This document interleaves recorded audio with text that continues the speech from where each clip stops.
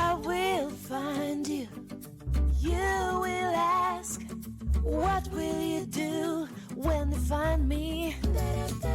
Don't be scared of yourself. Hi, I'm Dawn. And I'm Ashley. We would like to welcome you to the Work It, You Are Worth It podcast. We're two friends sit around and talk about healing, growth, and healthy relationships. Hey, Ashley. Hey, Dawn. How are you? I am good. How about you? I'm doing really good today. Good. Good. It has been a quiet weekend. Why? Well, so Cameron went to Florida to visit her father. Oh. Yeah, she left on Thursday, Okay. and she won't be back until Tuesday. All right. Destiny, of course, lives with her boyfriend and their baby. And Yeah. Jeb is now stationed in Fort Liberty, sorry. Oh, okay. So it's just me. Wow. So when is the last time you have had a truly empty house for 5 days? I don't know if I have ever, like in my entire life, right? Like when I was 14, I moved out of my mom's and I moved in with my dad's. At 16, I got my first apartment and I got the apartment with my boyfriend. Okay. And then I moved in with a different boyfriend. And then I married that guy and moved to North Carolina. And right by the time I divorced him, I already had 2 kids. So when it was just me and the kids, I had the kids here.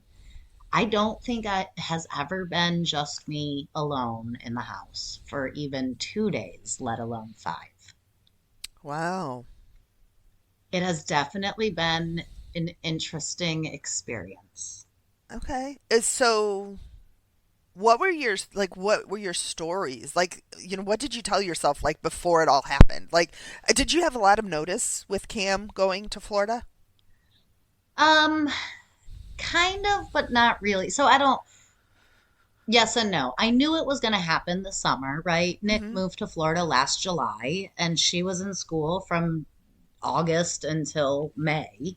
Yeah. So she literally never got to go to see her father. If he wanted to see her, he had to come here and see her. She can't go to Florida for a day and a half. You know what I mean? Right. There's no point. It's 12 hours drive, and flying is still, for a day and a half, there's not much point. Yeah. So I knew it was coming, and he had talked about when he wanted to, but it was really kind of the week before that the true plan became set. Okay. And even still, in this moment, I don't know exactly what the true plan is. Okay. So Talk about letting go of control, right? yeah, like, because I'm thinking, okay, so like, obviously it would have been a long time. You would have had a lot of time to, like, all the stories in your head. This is going to happen. This is going to, right? But now you've got it such a short window. I would have been a little freaked out. So I did have plenty of time to come up with stories. I have come up with plenty of stories. I won't go into detail of what the stories are because that's not fair to anyone that may be listening, especially Nick or Cameron or other people, because they're Right. my stories, my fears. So going into detail of what the stories exactly are wouldn't be fair to them. But I have had plenty of time to come up with plenty of worst case scenarios. Okay. But it wasn't difficult to let her go because I know he adores her. I know his family adores her. I have no doubt when I am in my healthy mind that she is safe and she is having fun, and I'll see her on Tuesday. Right. That doesn't mean I don't get wrapped up in my own shit sometimes and create stories that I have no idea if they're real or not, and stress myself out worrying. Okay. So what has it been like for you? I mean, okay, so right, I write stories like I know you're right. For me, if I would like these are the like I would have been in on oh, they're not going to make it. Oh, they're not going to do anything. Oh, they're right. It would be, oh, my Right. Colin would be disappointed, or he's going to So, be bored, or he's going to be like, yes, so, exactly. All of just those. quick examples. All of those, right? He's drinking again and he's going to drink and drive with her, or his mom's drinking and she's going to drink and drive and something will happen, or Cameron's going to decide to go to the pool by herself and God forbid not be able to swim right all of a sudden. Right. Just But random, right? There's and storms on both sides of Florida this weekend. Oh, it's going to yes, cut to the left or right, and there's going to be a hurricane over top of her. I could go over a million crazy stories that will probably never happen and right, are likely not going to ever happen. right, And what was really difficult for me was letting go of that control. Right? Because that's all that is. All of right. those stories, all of that fear, all of that worry, it's just me trying to keep myself safe by Mm. controlling what my child does. It's interesting you say that, right? Because, well, first of all, I want this visit the one of the things you said, right? You used two very key words, right? Control and fear, right? All control is my fears, Me acting based on my fears. right? Right. That is right. Control comes from my fear. If I am not afraid of whatever is happening, then I'm not going to try to control it. I don't need to control it because it's going to be what it is. It's going to be. Exactly. I'm not worried about it. I'm not afraid of it. It's okay. Yeah. And so the fear, there's, like you said, there was fear for her. There was fear with Nick. There was fear with the family. There's fear. But what about fear within you? Like, because I think that's the thing, right? What was it about for you that was so scary? Just I don't know. There wasn't anything that was actually scary. It was me creating things, and I don't think it actually had anything to do with her going to be with her dad, right? It Right. had to do with me being in my own shit. And that's what I want to, that's what I'm asking. Like, what was it about your own shit that you were in to Look, create this fear outside of yourself? one of the fears that I had, and I'm going to put this one out there because it's not going to happen. I know it's not going to happen. Hmm. One of the biggest fears that I had that played in my head for the longest was, what if he doesn't bring her back? But and I, knowing your story, and you've shared that on here, right? That was an old trauma response. Exactly. It has nothing to do with him, Nick. It has nothing to do with Nick. It has nothing to do with Cameron. I Nope. have zero doubt in my mind that Cameron will be back on Tuesday. And yet, there was a full day where I had to wrestle with that thought continually popping in my head throughout the day. And I had to just remind myself, this is a trigger. This is a trauma. This is something that happened in the past. That was a threat that was made from another human being that Right. has absolutely nothing to do with this. This has nothing to do with them. And I had to consciously remind myself not to act based on that old fearful story, but to instead act based on Nick and Cameron. And was it when you to navigate that, right? That it was the unreal, the untrue, the stories that you were telling yourself based on another individual in your life. Was it a very conscious flip of the switch in your brain? Meaning, It wait a wasn't a minute. flip of the switch. Okay, It was a crawl up steps. okay, So, first and foremost, the most difficult part was acknowledging, realizing, and accepting this isn't about Nick and Cameron, right? How do you do that? That, Sorry to interrupt. I right, want no, you're good. When I'm wrapped up in that fear, when I'm telling myself that story, it is very easy to get wrapped up in making that story louder, right? Oh, he's going to come and pick her up and he's going to take her and they're not really going to go to Florida. They're going to go to California instead. And I'm not even going to know where she is. And then she's not going to be able to call me because her cell phone's in his name and he'll just take it. And again, I don't believe Nick would ever do any of those things. Right. And yet, when I sit and I tell myself that story, it expands and it explodes, and a molehill becomes a mountain. And then I begin acting and treating him and her as if they are going to do this. So in the moment, thanks to the program, right, that's what I have to say. Thanks to the work that I've done over the last 3 years, thanks to the effort that I have put in the moment when that story started coming into my head and I caught it, right? The second the word California showed up, I'm like, what? This is crazy. Why am I saying this? That would never happen. Instead of talking myself into that negative story, I reminded myself of the facts. The facts are his family is in Florida. The facts are he is a good person. The facts are she is 13 years old.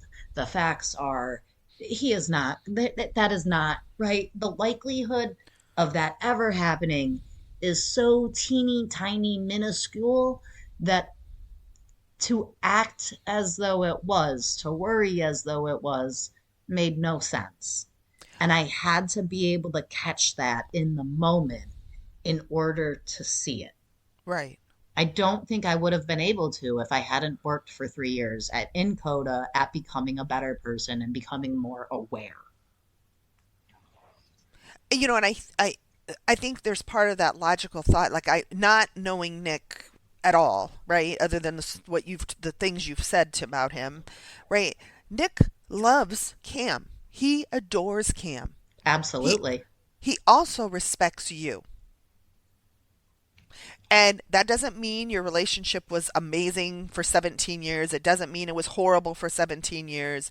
He just loves Cam and adores Cam enough that he would never take Cam from you. Because that would hurt Cam. I agree with that.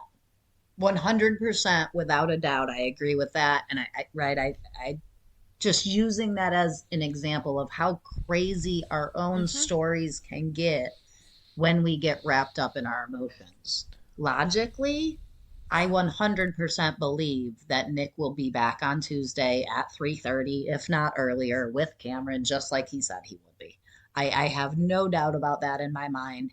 And I know that the thought of him keeping her has not even crossed his mind. If it did cross his mind, he shut it down immediately, because you are absolutely correct. It would destroy her, and he knows that, and he adores her and would never do that. Yep.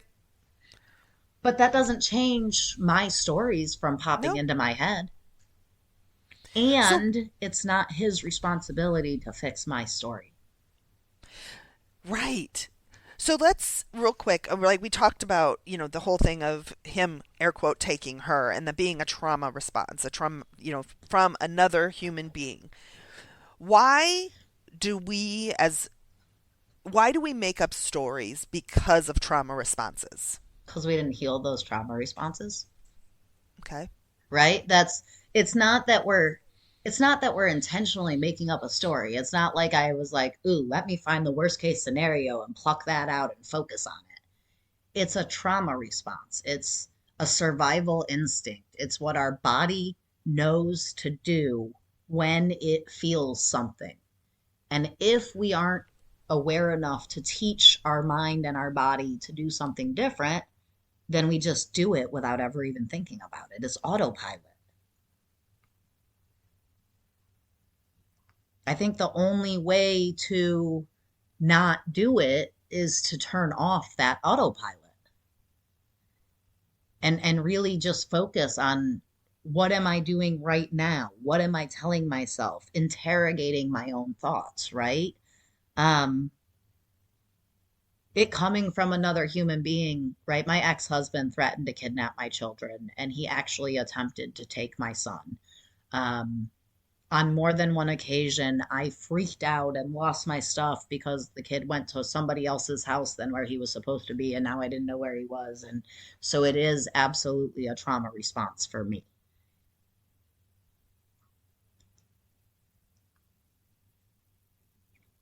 So, just really quick, I want to give like I found it from a definition perspective of what a trauma response is. So this is from Positive Psychology. And a trauma response is how our nervous system has adapted following a significant situation. It can manifest in various ways, whether it is an actual threat or a threat perceived. That's it, right? So if your brain tells you this could happen, and then I follow that thought gets louder and bigger, it becomes a threat perceived, even if Right. there's no actual threat. Right. Um, it can happen, right? Think about a trauma. Let's say you've had an incident as a child that you fell. Maybe then you're all of a sudden scared of heights because that fear, that traumatic event carried through to your life, and now It acts out in your nervous system. You don't have exactly. control over your nervous No. system. Your nervous system responds without your say-so. So a trauma response happens without my say-so unless I have healed that trauma.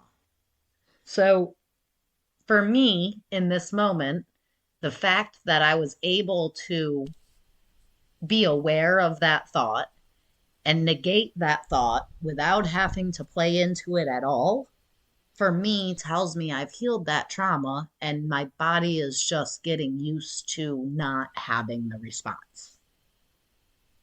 Had I held on to that response, held on to that thought, and freaked out and became controlling, no, she can't go to Florida. No, I need to know everywhere you're going to be, the time you're going to be there. You need to call at every stop. I need to check into every location. Had I done all of that, that would have been me living in my trauma response. Right. And it's really funny because, right, you said, and I'm going to talk from my boy's perspective, right? If I would have done I could have done all that. You need to call me here. You need to hear. I'm going to make sure you're safe. Da da da.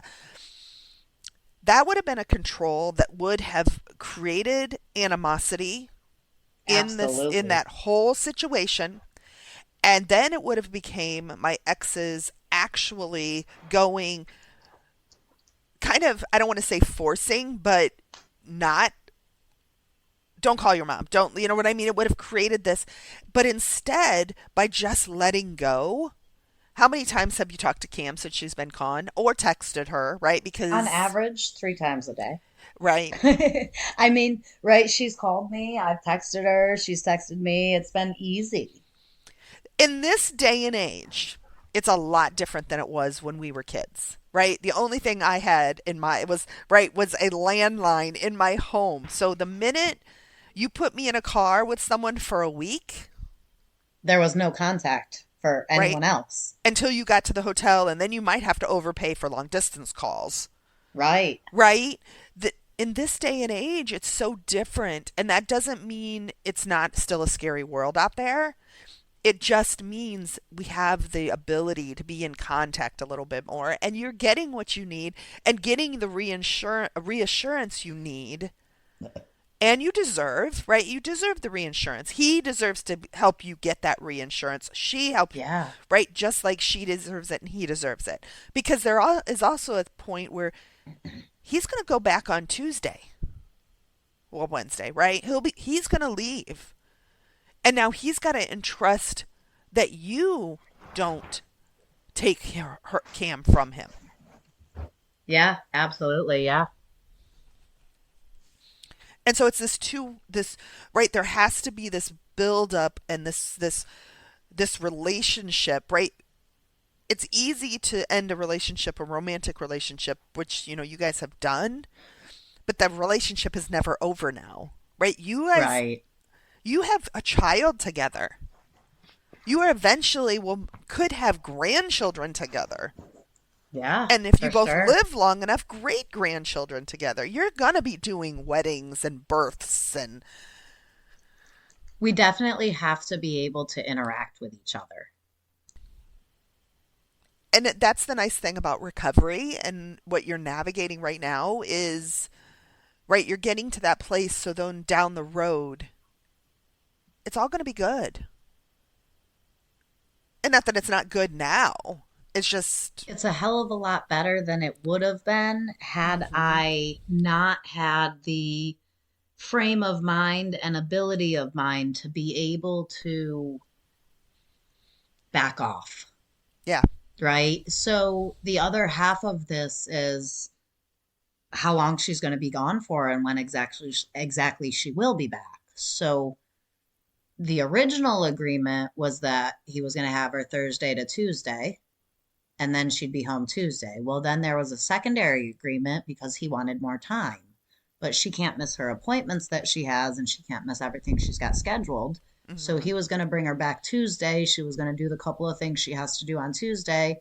And then on Wednesday, she was going back to Florida with him. Okay. Well, when he was here to pick her up on Thursday, he did not make any mention of taking her back to Florida on Wednesday. So at this point, I do not know whether or not he plans to take her back to Florida with him on Wednesday. I have absolutely zero idea. It could go one way or it could go the other. I don't know. Right. And I don't need to know yet. I'm not asking. I'm not texting. I'm not calling. I'm not asking her to find out. I am letting go of the control of needing to know now whether he is taking her Wednesday or not. The reason I feel like I don't need to know that now is because if he chooses to have her Wednesday to Monday next week, that's okay. We don't have any appointments. I've already agreed to that. So if he chooses to take that time that he asked for and I agreed to, that's okay. That's great. That's his choice. If he Right. chooses not to take that time, that's okay too. That's great. We'll go do something special together. It's no big deal. So I don't need to control that. I don't need to know right now what's going to happen on Wednesday in order to prepare myself.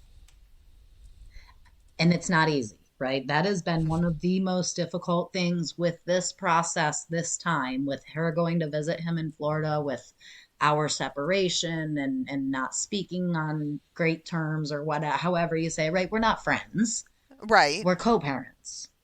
Um, and as a co-parent, if it's not going to in fact impact my day to day and hers, then I don't need to know. Right.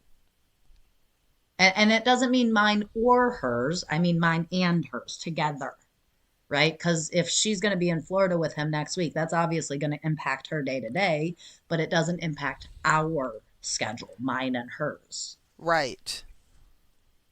I think that's a really important boundary to make, right? It's that her relationship with her father is his and her side of the street.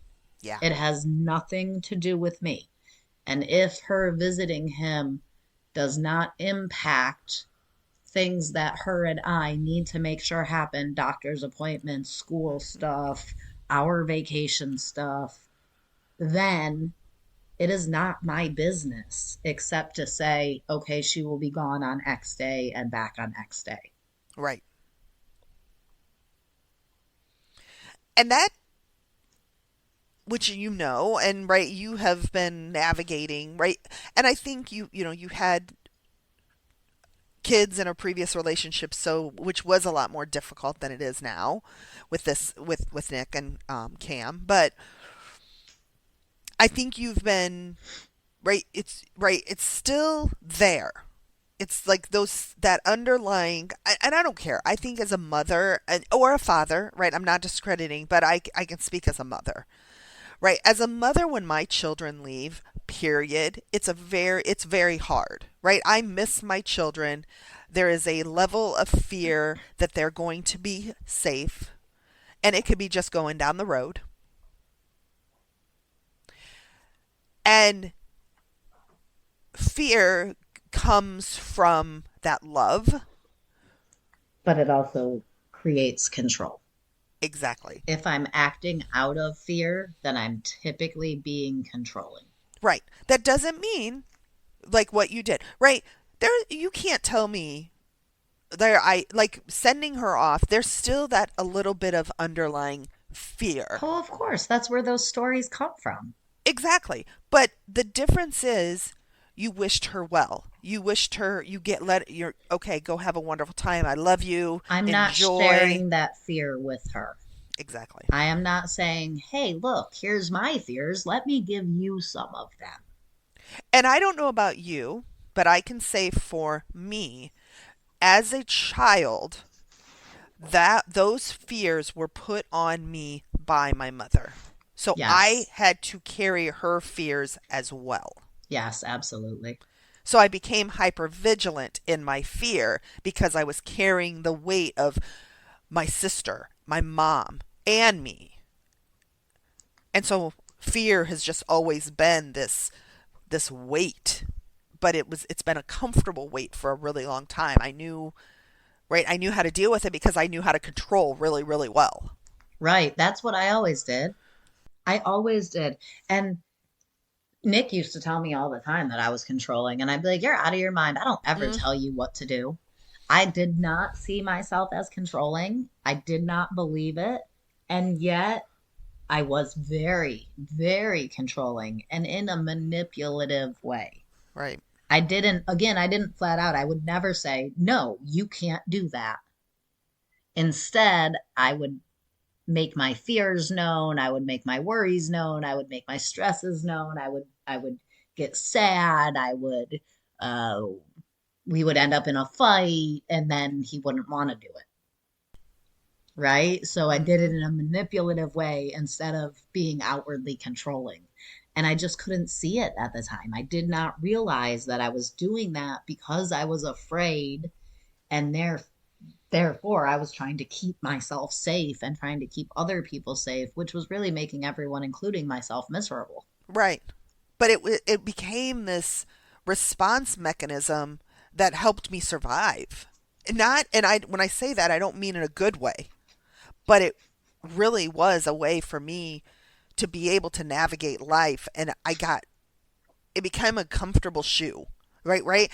I knew what to do with control. I knew how to manipulate. I knew and I see I was the opposite. I know we've talked about this, but like I wore control as a badge of honor. I got everything in control. Everything is good. I'm in control of everything. Right. I got this. Oh, you don't got that. Oh, don't worry. I got that for you. Hmm. And I was good at it. It was just very much of this badge that I wore with pride. Yeah. But what I didn't realize is I really was shitty at it because right, you can only control and you can only juggle so many things before something starts falling to the side or become it's it's going to fall apart or right. You can there you only we only have so much capacity, Right. Right. and so I was never great. This is just like I was never great at anything because right of trying to control everything never allowed enough space for me to be great at anything. Yeah. A jack of all trades, but a master of none. Right? I Exactly. control everything and I focus on everything and I've got my hands in the pot all over the place, but I don't actually focus on one thing and complete one thing. Right, because I was controlling this person and controlling that person and controlling my kids and controlling work and controlling the bills and control try and the one thing that could control was the one thing I wasn't controlling. Right? The only thing you had actual ability to control. Yes, and that was me. So I was all over the place. I was the thing that I was not a master at. The one thing I should have been, the one thing that's the most important thing in this entire world, me, is the one thing I had no control over. No, when I say like I'm not knowing who I was, not being taking care of myself, not encouraging myself, not getting the best out of life for myself, not putting in the energy to better my future. Yeah, I didn't even realize that I was doing it. Like, I didn't realize I was letting go of myself by being so controlled. I didn't even realize I was being controlling, let alone realize I was letting go of myself, you know? So this has been one of the most growth producing, as well as most rewarding, as well as difficult weekends I've had in quite some time. I have another question for you. Because right, you're through the weekend, right, and obviously none of the stories have come true, and they're not going to, and blah blah blah. Does that mean the next time she leaves that there will not be any fear? No, not at all. There will definitely still be fear. What it means is that I don't have to act out of the fear. Courage is not a lack of fear. Courage is acting as myself authentically, even through the fear. You've talked about this situation that's with Nick and Cam, but what other ways can control and fear navigate in your life? And I'm thinking about something that right now where you and I are at this very pivotal point in our Work It, You Are Worth It journey. And we have this vision.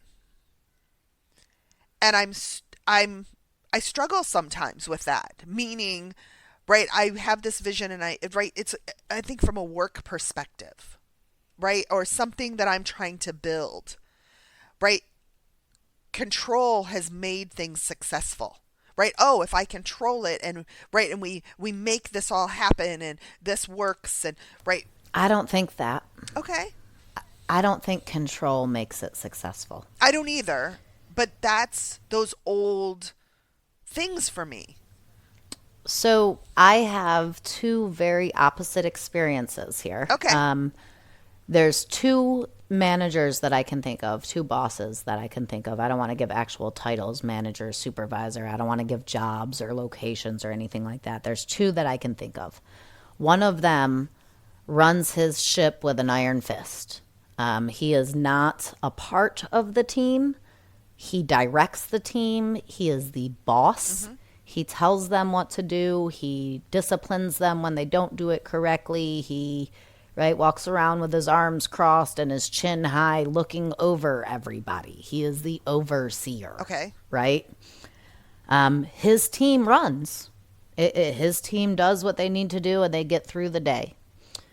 A lot of them complain. A lot of them are unhappy. A lot of them are looking for new positions, but they run. They operate, right? Their store operates every day.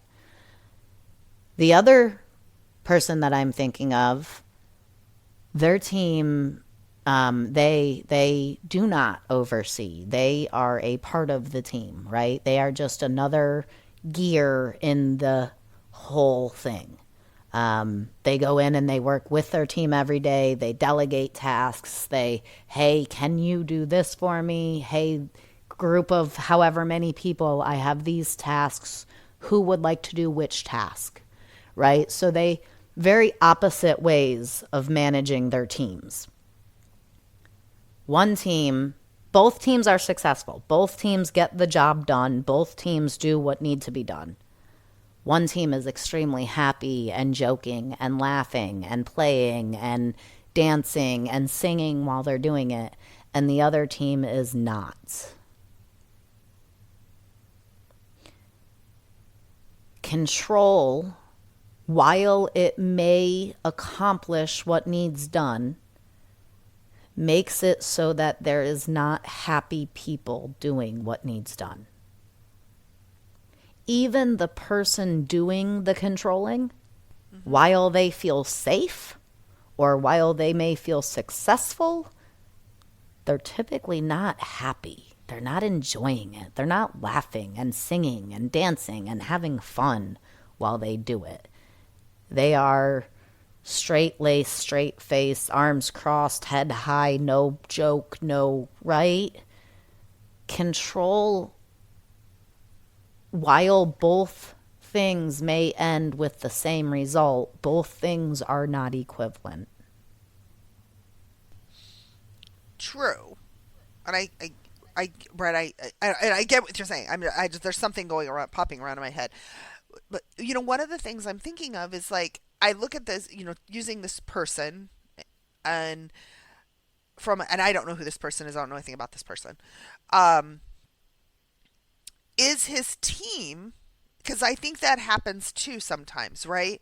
If we don't have the right people on our teams, there can be the worry that things will fall through the cracks. Is he, because I think every company is different. Every work situation is different. Okay. Sure, there's logical reason for worry and fear Right. that things might fall through the cracks. Absolutely. And I think in any situation, there's logical reason for worry and fear that things might fall through the cracks. I think that there's ways other than control that can alleviate things falling through the cracks. Yes, there is some aspect of hierarchy needed. Yes, there has to be a leader. And there is a way to lead without control. Right.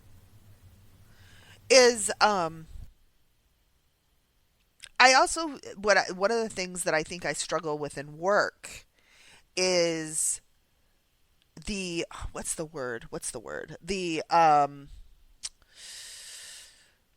Oh shoot, there's a word for it. Crap. Of the company, Like the mission of the company?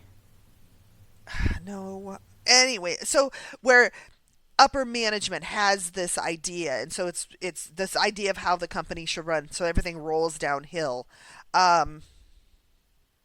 Crap, what is the word? Anyways, Not hierarchy. no, not like, hierarchy, but the environment, the feeling of the environment, right? Yes, the culture. The culture. Thank you. Yes, the culture of environment. I think that can create control too. Absolutely, without a doubt. Yes. The culture, the environment, right? If you are a checkout person at a Walmart, you're going to have a lot more control, people being in control of you, than if you are a janitor at a school. Mm-hmm. Right? Like the janitor wanders around on his own, her own, cleaning, doing their thing. Whereas a cashier at Walmart has to stand at the cashier spot and check people out. Right? There's levels of control within environments and within cultures that, yes, those things have to be there. Right. Rules, right? Yeah. Rules and expectations, especially when we're talking about business. And yet, I feel like when we are talking about leading people, teams, bosses, supervisors, businesses, control, while historically has been the way that it has been done, I don't believe it's the best way to do it. So I had this little thing happen at work this week, and one of the things about me is I'm very self-motivated. I don't usually need a lot of direction. I'm right. I just grab a hold of things and go, which has served me well in my career. So we did some transitioning. I have a team in India that we've been using for like 3-4 years, and it's been kind of this, hey, we're going to borrow. It's not under the right umbrella, so we're borrowing this team. And it's been everybody's been good. But now it's like, okay, we can't borrow them anymore. We need to do this the right way and get them, use people that are under our actual umbrella. So whatever. So we're doing a lot of cross training, and I've been kind of the lead on all of that cross training and giving and assigning tasks to them. And so now they all have to be moved. And so I actually reached out to the new person the other day, and I was like, hey, because she was asking me how they're doing, and I'm usually very good about giving feedback to them. And she's like, how are they doing?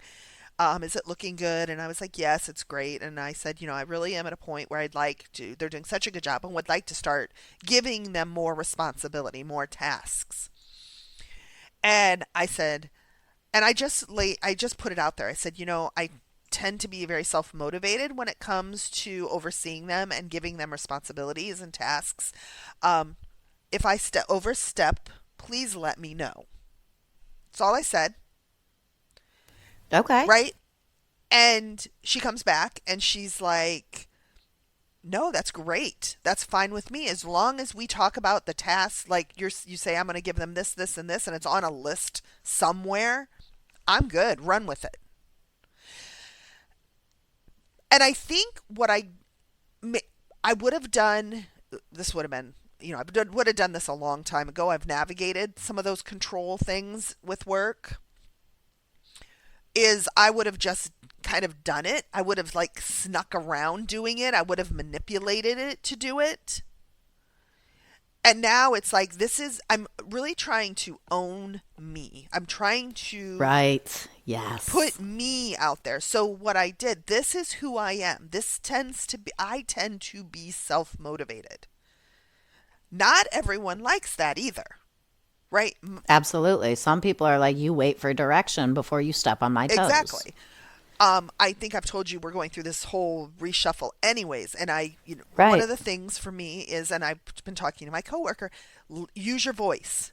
Use your voice. This is your opportunity to use your voice and ask for what you need. I love that. I tell people that all the time. When somebody at work comes to me and says, what can I do about this? Literally, my response to them is, use your voice. Yes. Go and speak. Tell someone. That is not control. That is not fear. That is empowering. That's teaching myself that I have a voice, and it is powerful, and it can be respectful, and it can be everything I need it to be. I can speak up for myself in a way that is respectful of others and safe for me. Yes.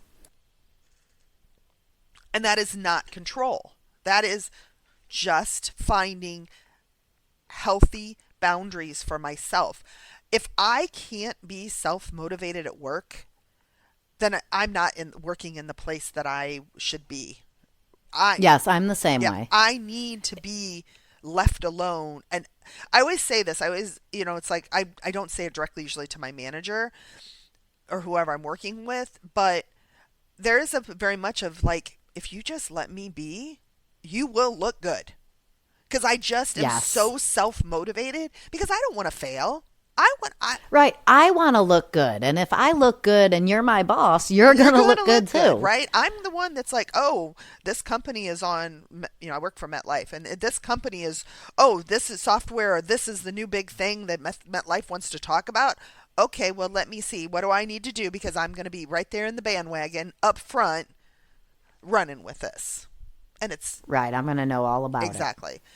That is what I do. That is what I'm good at. That is not a control thing. That is not, it's just my passion. It's something that's, I'm interested. I love new and exciting ideas and things and thinking about coming up with ideas. And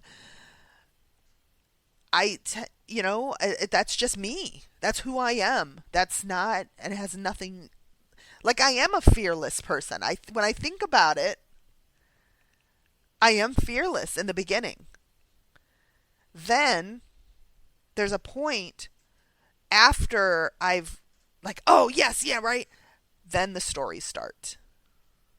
The fear of failure kicks in. Yes. When I stop and I think about it.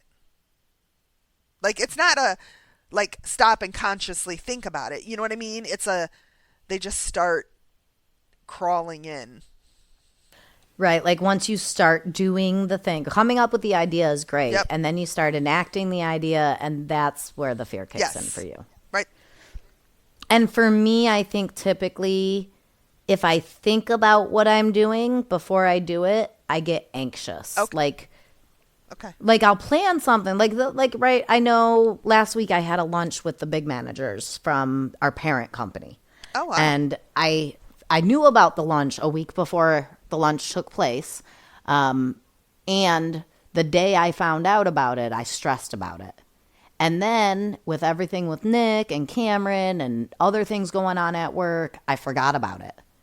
I like literally there was so many other things in my head that I completely forgot about it until the day of. Oh. And then as I got up for work in the morning, my boss sent out an email, reminder, lunch today. And I was like, oh crap, that's right. So I didn't get a chance to really plan for the lunch Okay. because then I was at work doing my day-to-day stuff. And I went in there and I feel like I blew it out of the water. I was just confident, asking questions, I was just me. Yeah. Whereas if I wasn't so busy and there wasn't so much stuff going on, I would have thought about this lunch. I would have stressed about the kind of impression I was going to make versus the kind of impression I wanted to make. I would have come up with questions and then been worried about if I was going to forget the questions. And like, I would have stressed about it so much beforehand. You would have tried to control it. Right. But because I didn't have time or energy, and because I've worked so hard to not be that person, I was able to just go in there and do it, and I blew it out of the water. Good job. Congratulations. Thank you. There's so many areas of life that control can be. I mean, we've talked about children and partner, your like exes and partners and work. And I mean, I think about even romantic relationships or the relationships I have directly with my children. Right? I, as a mom, thought I had to be all over everything or my kids were going to fail. Yeah. Like, and I wouldn't,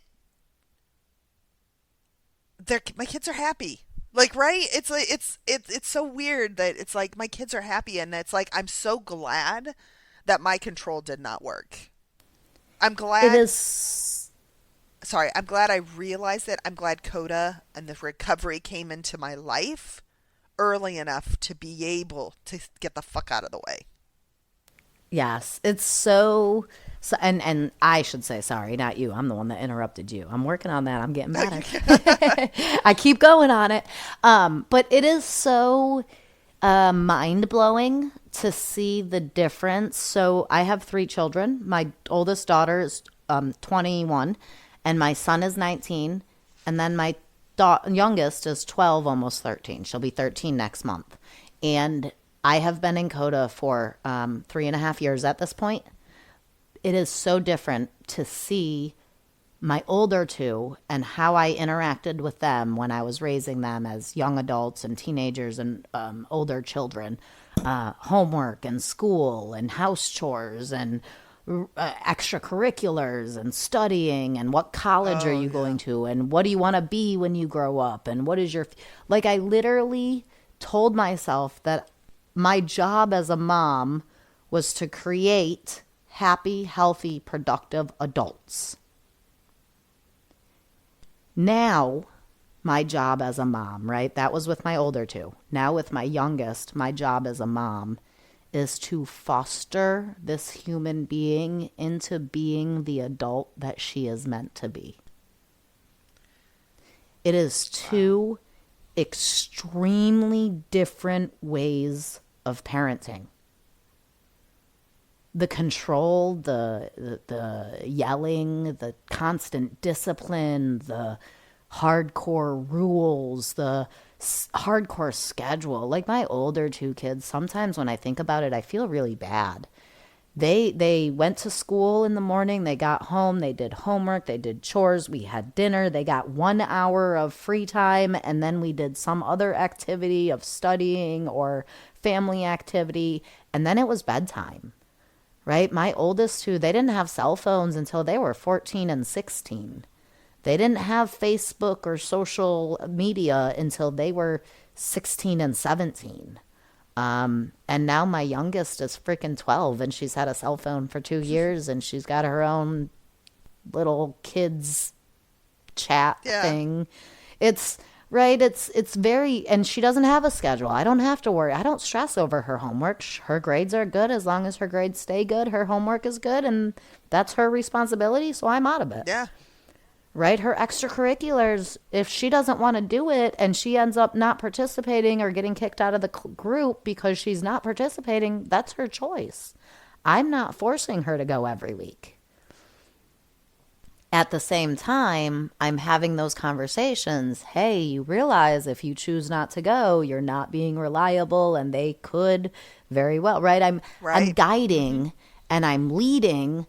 I'm not forcing. And that's the difference in, right? Raise happy, healthy, productive adults or foster this human into being who they were meant to be. Not who I want them to be or who society wants them to be, but who they are. I remember one of my first healthiest things I interacted with Dylan on. I mean, there was, right, I was not a horrible mother. You're right, there's some guilt and I could have done a lot of things better, but I wasn't a horrible mother at all. I would like you to rephrase that, please. What? You weren't a horrible mother? Oh, I am not a horrible mother. I never was a horrible mother. You are, and you were a good mother. Okay. All right. Yes, there was room for improvement. I'm not going to take that. We all have room for improvement.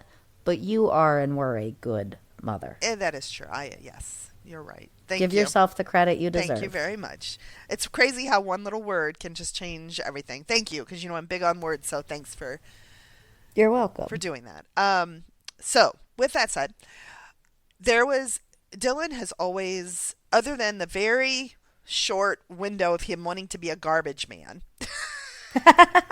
Sorry, Dylan, that's great. That's as awesome. a little child, standing at Right, the they window. love the truck. Yes. He's always wanted to be a doctor.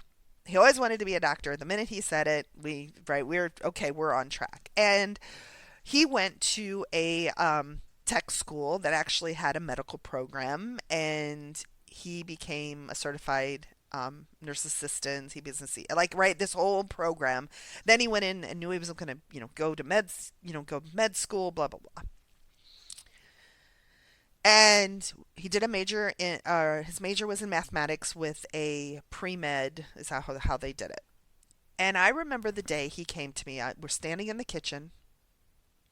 He's like, "Mom, I need to talk to you about something." And I'm scared to talk to you. I'm scared to tell you because I don't know how you're gonna react.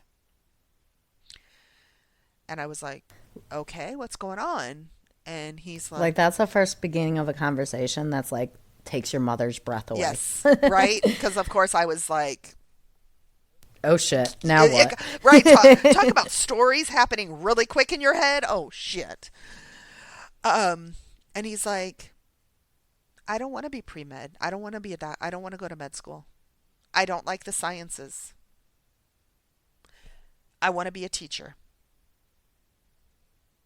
And I just looked at him and I was like, "Okay." And you could see, like I said, this is a situation he probably might not remember it. I remember every single detail about this. I can tell you what the weather was doing outside. I mean, everything.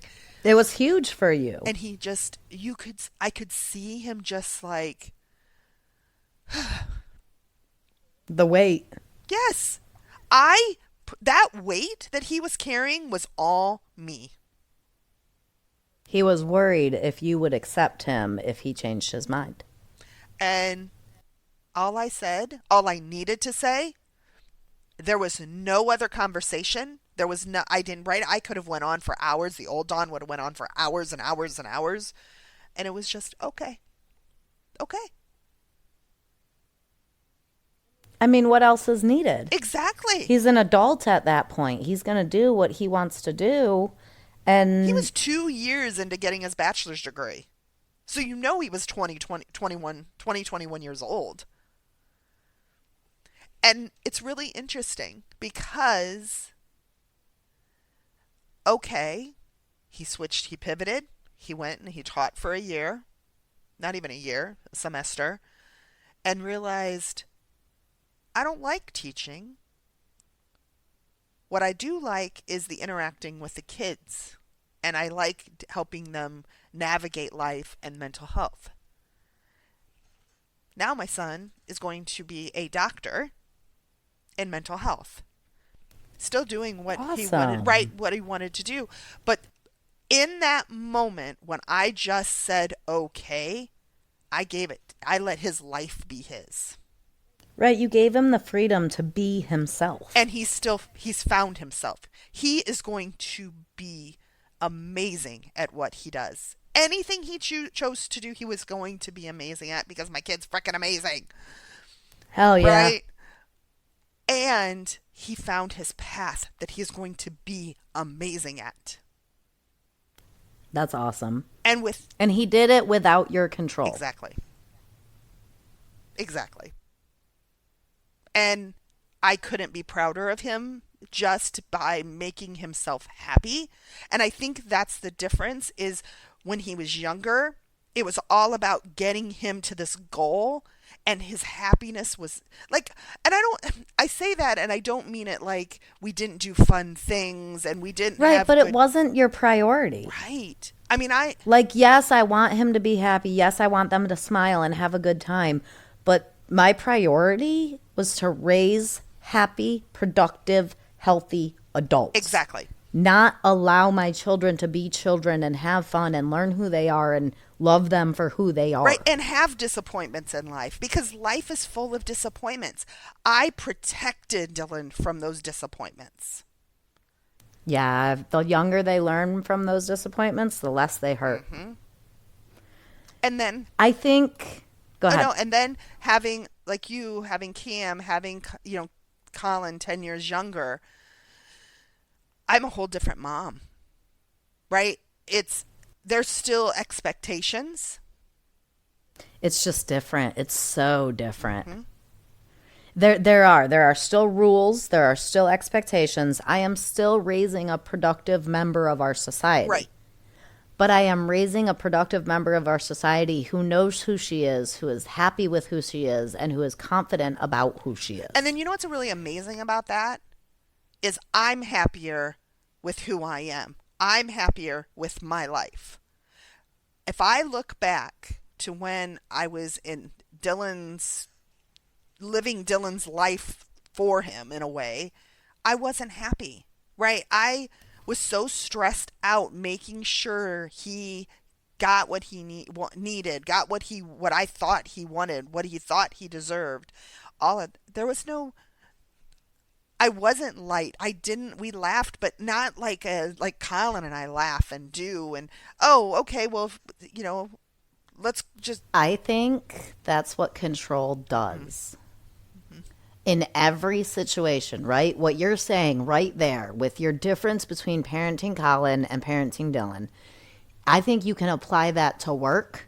I think you can apply that to children, to house cleaning. I think you can apply that to school. Every single situation, every single relationship of every imaginable kind, I think you can apply that to. If we behave in a controlling manner, we are holding on, we are grabbing, we are forcing, it's not free, it's not light, it's not happy. But if we are able to let go, have faith, and have confidence, all of a sudden things work out better than we ever thought they would, and we're light the whole time. We're happy, we're free while we're doing it. And I think that's where, when we talk about one of the many ways that we can be experienced but I know a new freedom. That is it. By That's one for sure. not controlling and letting go of how my expectations and my fears for life, I now know a new freedom. That's it for sure. Ashley, thank you for a great podcast. This was, man, I love doing this again. I'm so rejuvenated with these. It's amazing. It's so much fun. It is. This has been so enjoyable this week. Hopefully my mic doesn't mess up when we It's okay. play it back. If you guys hear it, I apologize. We fixed Yep, it. I'll do my Hopefully. best. Yep, we'll do our best. Hey, one of the things we've been putting out there, and I want to remind everybody and ask for people to step up, volunteer. We would love to have guests on this podcast. We'd love to have conversations with multiple people about multiple topics. If you can think of it, we would love to talk Yes, about it. whatever that looks like. If you're not comfortable coming on, send us in a letter. Send us in a question. Let us know. We'll have that conversation. And if you are open to joining us, that would be amazing. We will figure it out. And You could even send your letter or your text or whatever and request to be anonymous, and Yeah. your name will never be used. right. And I think that's a good point too. Just because you come on the podcast, we don't have to use your real name. It can be an anonymous individual on here. So Right. We could just call you JoJo. exactly. I use that word. I have no idea why I use that name all the time, but I do. So, yes, if you are interested in being part of this with us and joining us for a podcast, please reach out. You can do that through the Work It You Are Worth It website and contact us. All right. Well, Dawn, I love you. Thank you for another Love you great too. week. Thank you. Listeners, I will talk to y'all next week, and thank you, everyone. Bye. Bye. We would like to thank you for joining us on this journey of self-discovery. Visit the Work It website at workityouareworthit.com to submit your questions and topics for future episodes. And remember, work it because you are worth it.